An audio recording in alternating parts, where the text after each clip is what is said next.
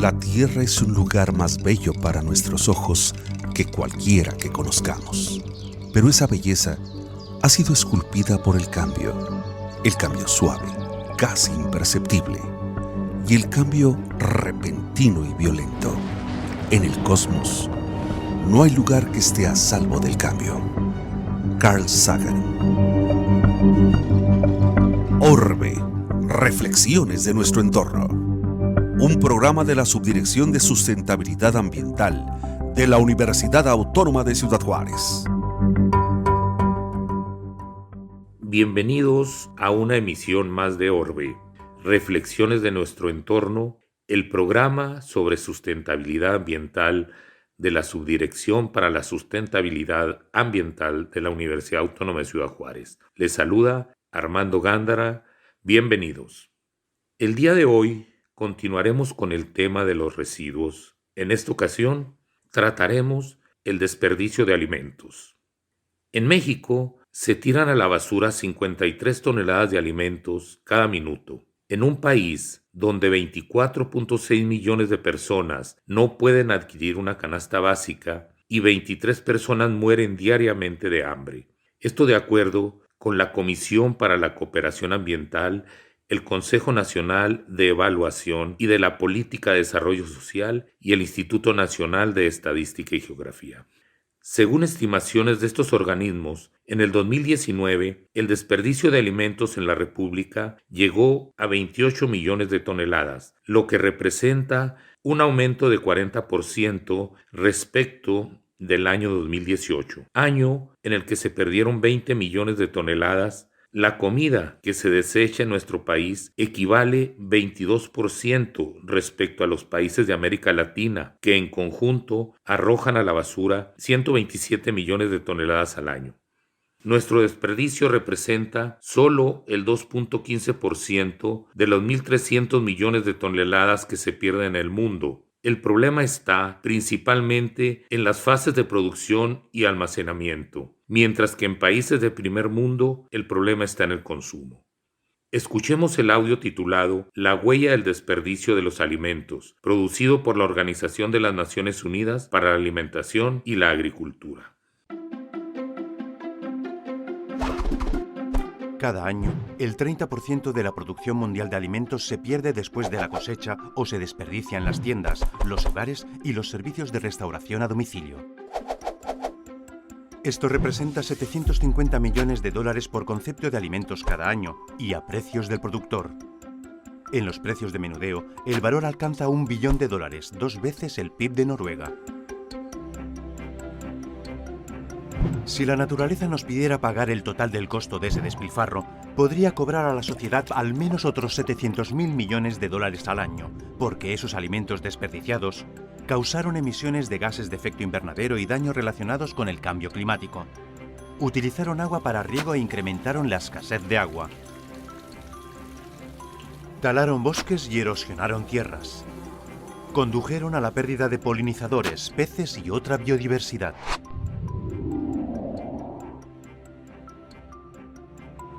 Y aún hay más. Los costos sociales por otro $1 billón son causados por alimentos que no aportan nutrición a la humanidad. Esto incluye el impacto de los plaguicidas en la salud humana, la pérdida de medios de subsistencia a medida que escasean los recursos naturales, los conflictos provocados por la presión sobre los recursos naturales y las subvenciones invertidas en producir alimentos que se despilfarran.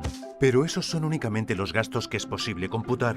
El despilfarro de alimentos tiene muchos otros costos que no se pueden cuantificar. Imaginen si cuantificáramos la pérdida de los humedales que purifican el agua, o de la biodiversidad de los pastizales, o el valor del pescado descartado, la escasez de insumos agrícolas esenciales como el fósforo, o el aumento de los precios de los alimentos por disminución del suministro.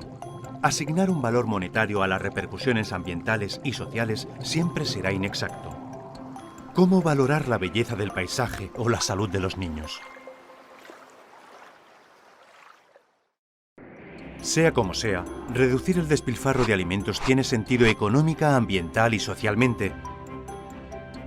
Pero no todas las medidas son iguales. Algunas son mejores que otras para la naturaleza y la sociedad. Reducir la pérdida de alimentos sensibilizando a los consumidores.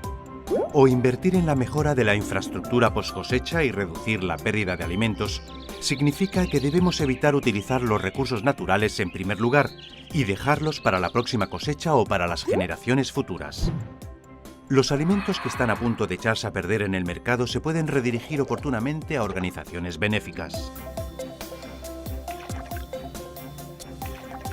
Y si no son aptos para consumo humano, entonces podrían suministrarse al ganado, de modo que haya menos necesidad de producir piensos. Cuando se economizan alimentos, se ahorran los recursos utilizados para producirlos. El uso de alimentos desechados para producir biogás es sin duda una mejor opción que tirarlos en los vertederos, pero esta reducción del despilfarro es la medida menos eficaz para el medio ambiente. Todas las medidas de reducción de alimentos son diferentes en cuanto a su impacto en el clima y en el uso de agua, tierras y biodiversidad. Reducir el desperdicio, comenzando por no producirlo, debe ser una prioridad para todos. Para hablarnos de cómo aqueja esta situación a Ciudad Juárez, nos acompaña el licenciado Antonio Dávila Antillón, director del Centro de Acopio y Procesamiento de Residuos Alimenticios, CAPRA. Toño, bienvenido. Muchas gracias por aceptar esta invitación. Platícanos, ¿a qué se dedica tu empresa? Somos una empresa líder en el ramo de recolección, tratamiento y disposición de residuos alimenticios de los denominados escamocha. Pioneros en técnicas de procesamiento y tratamiento de estos, así como de los líquidos que inevitable e indebidamente acompañan al escamocha.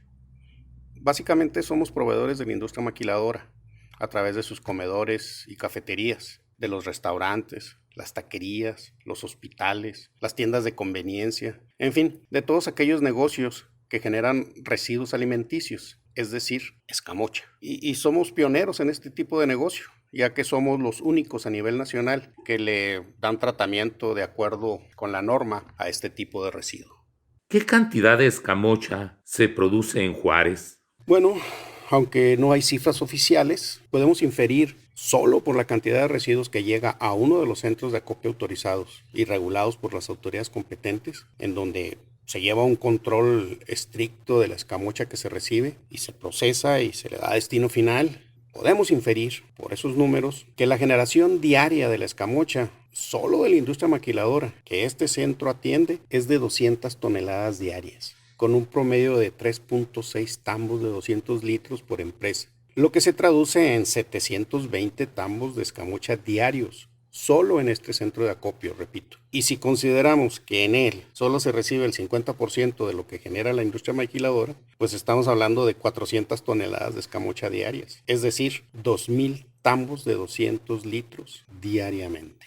Oye, Toño, ¿y cuál es el procedimiento correcto para darle disposición final al residuo? El procedimiento correcto debe iniciarse en el sitio de generación, ya que ya sea en un restaurante o en un comedor industrial, ahí se debe separar los residuos orgánicos, o sea, la escamocha, de los inorgánicos, pues que son plásticos, metales, cucharas, charolas de servicio, etc. Con el fin de que los inorgánicos, que se manejan como basura común, pues van directamente al relleno sanitario municipal sin ningún otro proceso. Los orgánicos se sometan a un procedimiento especial antes de darle destino final en el relleno sanitario municipal. Sin embargo, pues esto no siempre sucede así. Los sitios de generación comúnmente vierten en los contenedores, que son tambos de 200 litros, ambos residuos juntos y además agregan los líquidos resultantes del lavado de charolas, y así como los sobrantes de caldos, de jugos, los posmis, los refrescos, las aguas frescas, en fin, todo lo que por su contenido graso y o orgánico no esté permitido verter en el drenaje, debido a que excede los parámetros de la descarga. No se debe enviar al relleno sanitario municipal, ya que acelera la generación de gas metano en las celdas de este, provocando incendios. Pues esto es grave, dado la contaminación ambiental que produce, que conlleva, Y sin embargo, hay empresas que hacen uso de estas malas prácticas descargando al menos 30,000 litros de agua de proceso diariamente en el relleno sanitario en forma totalmente irregular. Y hablando de eso, ¿cuál es el procedimiento especial al que haces referencia? El procedimiento especial inicia en promover que el generador tenga el equipo adecuado para el manejo del residuo, como son los tambos de poliestireno de alta densidad, ISO 9000, con cierre hermético, sus tapas en buen estado, sus cinchos, en fin, y que tengan una capacidad de 200 litros. Y deberán trasladarse al centro de acopio en camiones cerrados, de los denominados caja seca, equipados con rampa hidráulica para reducir accidentes que puedan producir derrames o lixiviaciones en el punto de descarga o en el mismo recorrido. Al llegar al centro de acopio, el contenido de los tambos se vierte en bandas primarias de segregación con capacidad para recibir 3 camiones con 40 tambos cada uno simultáneamente. Se separan los líquidos por decantación y los sólidos inorgánicos son separados manualmente para posteriormente llevarse a disponer en el relleno sanitario. Al tiempo que se trasladan los residuos orgánicos al área de deshidratación en el sitio del mismo centro de acopio, donde en un área protegida con liner para evitar lixiviaciones al suelo natural, pues esperan a ser trasladados al relleno sanitario municipal una vez que alcancen el 20%, o sea, el 80% de deshidratación y tengan solamente un 20% de humedad, ya que por ley el residuo no debe de exceder este porcentaje, para evitar, como ya lo mencioné anteriormente, la creación de gas metano en las celdas del relleno sanitario y evitar los incendios en el mismo. Por otra parte, los líquidos reciben un tratamiento físico, químico y bacteriológico para alcanzar los parámetros de la descarga y poder ser recibidos en el punto de descarga autorizado por la Junta Municipal de Aguas y Saneamiento. Bueno, continuando, te preguntaré, ¿qué significan los parámetros de descarga? Son los límites máximos permisibles de contaminantes en la descarga de aguas residuales y determinan la cantidad de sólidos disueltos, la cantidad de aceites y grasas, la temperatura, el pH, los DBOs, los DQOs, todo aquello que, por decirlo de alguna manera, ensucia el agua. Por dar un ejemplo, nosotros recibimos en nuestro centro de acopio líquidos con más de 90,000 dBOs. ¿Qué significa dBOs? Pues es la demanda biológica del agua y es un parámetro establecido por Conagua y la Junta de Aguas. Nosotros debemos tratarla hasta llegar a 650 dBOs. O sea, de 90,000 a 650 para poder descargarla en el punto autorizado de la Junta de Aguas. Es una labor titánica y costosa. Actualmente estamos tratando un promedio de 35,000 litros diarios para ser descargados en el punto. Muchas gracias por compartir esta información con nosotros. Regresamos después de una breve pausa.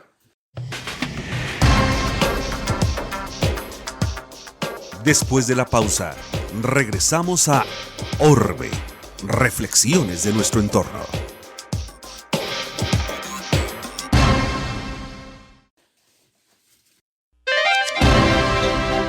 La suprema realidad de nuestro tiempo es la vulnerabilidad de nuestro planeta. John F. Kennedy. Orbe, reflexiones de nuestro entorno. Continuamos.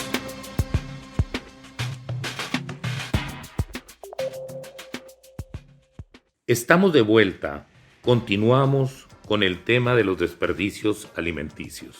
Antonio, explícanos, por favor, cuál es la diferencia entre un generador, un regulador y un centro de acopio.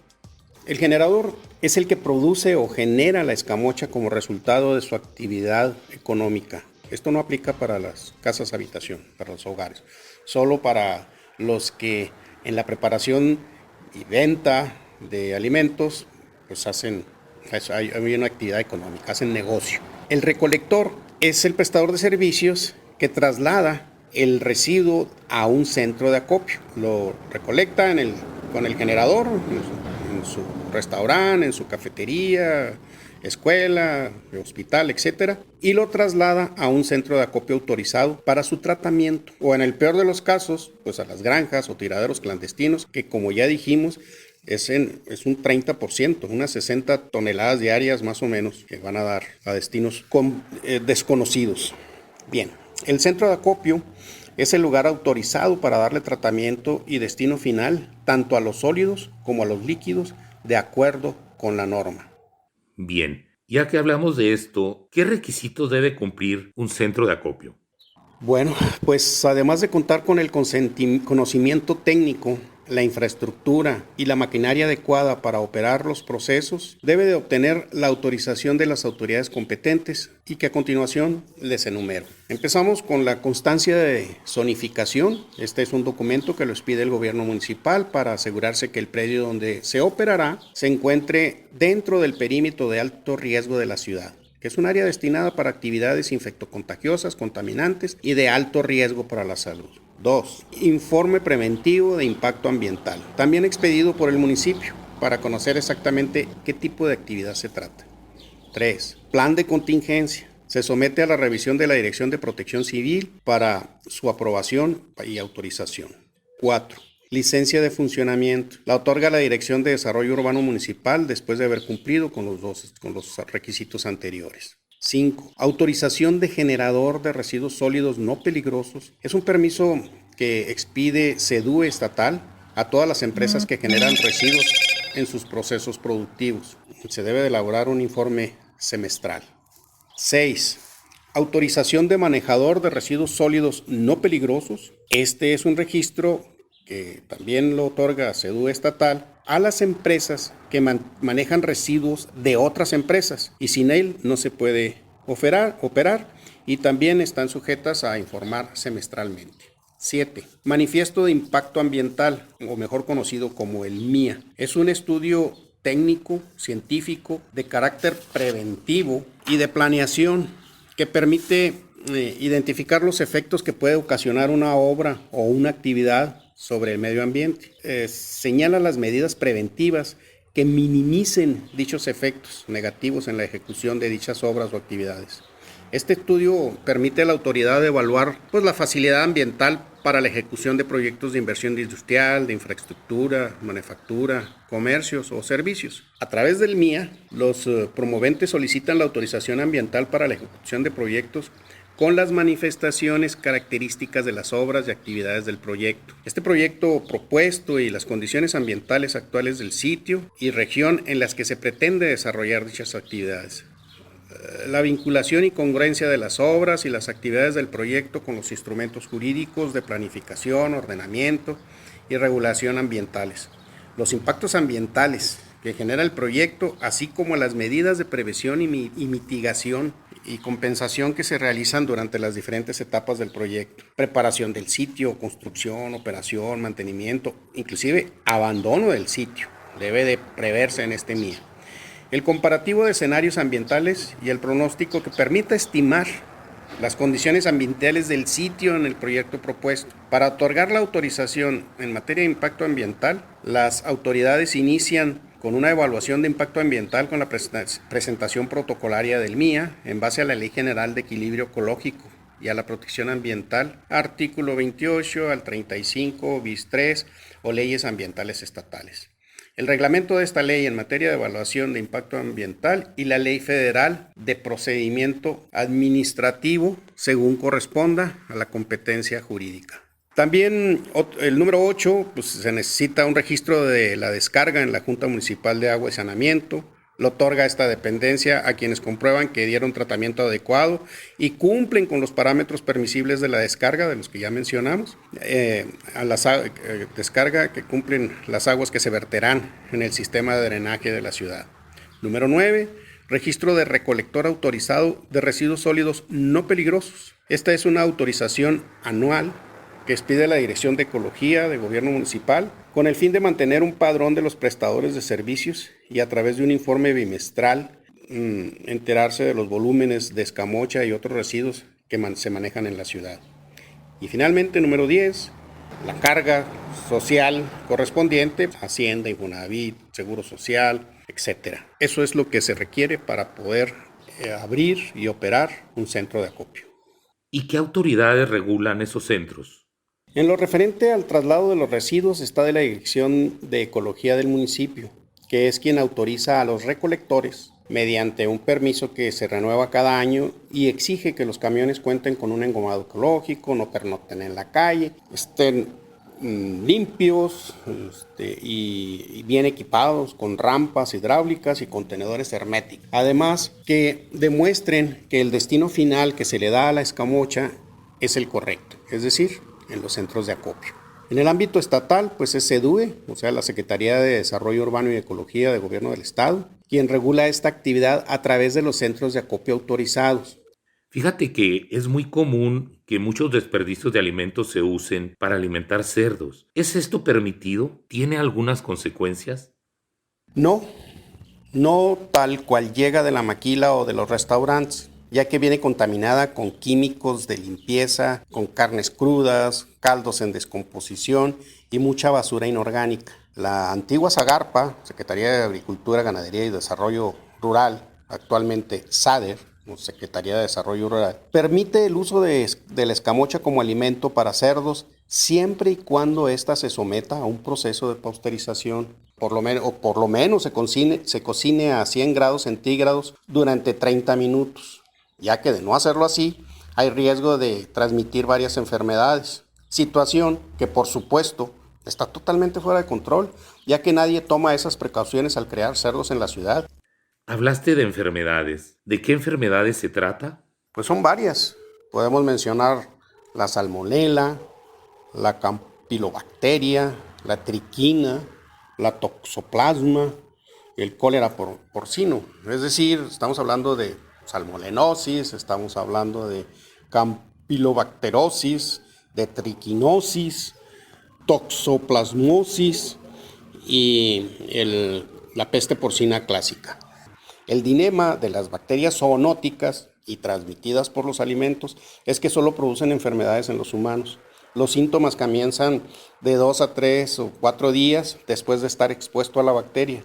Cuando los trochiles son abandonados porque se saturan de basura, se saturan de líquidos, etc., se abandonan y se secan todos los residuos, las heces fecales, todo lo que se manejó en esos predios, se convierten en escamas, que son una especie de esporas que con los vientos que todos conocemos que hace aquí en Ciudad Juárez, se levantan y luego los respiramos y decimos, tengo alergia. Bueno, tal vez tenemos toxoplasma. En fin, ahí se las dejo de tarea.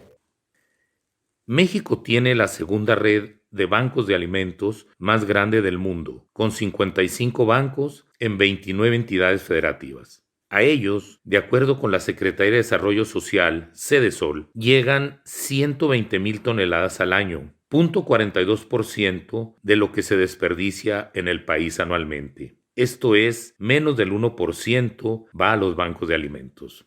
La FAO estima que los alimentos desaprovechados en América Latina serían suficientes para satisfacer las necesidades alimenticias de 300 millones de personas. En México, las cifras de desperdicio son: de la carne de cerdo asciende al 40%, del pescado al 37%, de la carne de res 35%, de la de pollo 29% y de la tortilla 28%. El 34.7% de lo que se produce en el país, de acuerdo con el Centro de Estudios para el Desarrollo Rural Sustentable y la Soberanía Alimentaria de la Cámara de Diputados. Escuchemos en Pistas para la Transformación algunos sencillos consejos que podemos aplicar en nuestra vida diaria para evitar el desperdicio de la comida. Pistas para la Transformación. Con estos consejos puedes reducir el desperdicio de comida en tu casa. No compres más de lo que vas a consumir. Realiza una lista con los alimentos que te hacen falta. Así no llenarás de más el carrito. Revisa la fecha de caducidad en las ofertas 2x1. Muchas veces ya están próximas y probablemente no las podrás consumir. Cuando compres carnes, pide los recortes. Los puedes utilizar para preparar caldos y salsas. Ajusta las porciones al servir. Una vez en el plato, si no te lo comes, lo tirarás a la basura. En cambio, si sigue en la olla o en el sartén, lo podrás guardar. Congela las sobras o quedes en raciones individuales e indica lo que contiene y la fecha. Al comer en restaurante, pide las sobras para llevar. No tires la comida, la puedes utilizar para hacer composta y abonar tus plantas. Así, hemos llegado al final de esta emisión. Agradecemos nuevamente al licenciado Antonio Dávila Antillón por la entrevista para este programa. Les recuerdo, nuestro correo electrónico es orbe@uacj.mx. Los esperamos la próxima semana en esta estación y a través de Facebook UACJ Radio. Se despide Armando Gándara y nos escuchamos en la próxima.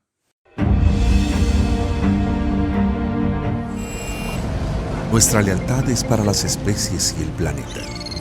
Nuestra obligación de sobrevivir no es solo para nosotros mismos, sino también para ese cosmos, antiguo y vasto, del cual derivamos.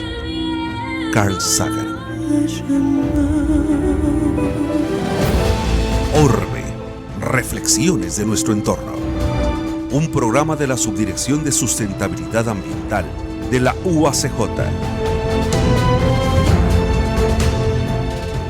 Esta fue una producción de la Dirección General de Comunicación Universitaria de la Universidad Autónoma de Ciudad Juárez.